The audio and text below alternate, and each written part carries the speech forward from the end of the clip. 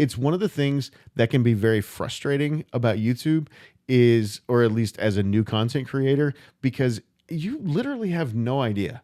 I have no idea when even this video that I'm making for you right now, I'm going to spend, I don't even know how many hours tomorrow editing this video and creating B-roll for the video so that hopefully it keeps some kind of retention and people will, I don't know, laugh at some point or at least be semi entertained by what I'm doing.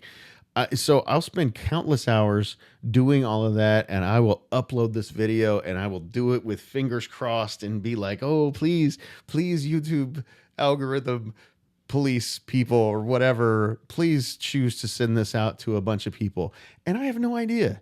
This could be the next one that hits 1,600 views or more for all I know, or it can be the next one that gets 25 views, or it can be even less than that. I don't know. I might get 2 views between me and my wife.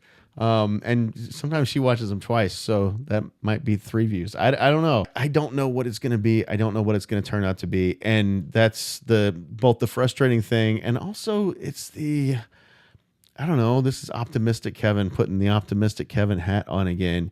That's one of the things that's kind of exciting about YouTube is you don't know.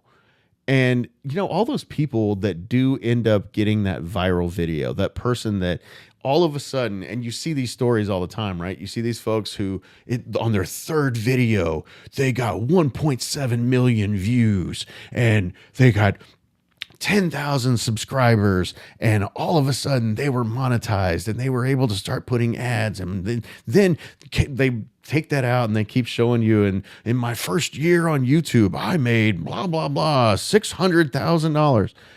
That stuff happens and it's exciting for them, and you don't know if you're going to be the next one that happens to, or if you're going to be the other side of it. And the ones that I see these videos on YouTube all the time too, people who have literally been on YouTube for years and they've been creating content for years and they still haven't hit the 1,000 subscribers that you need to monetize, or the 4,000 watch hours. They still haven't hit those metrics.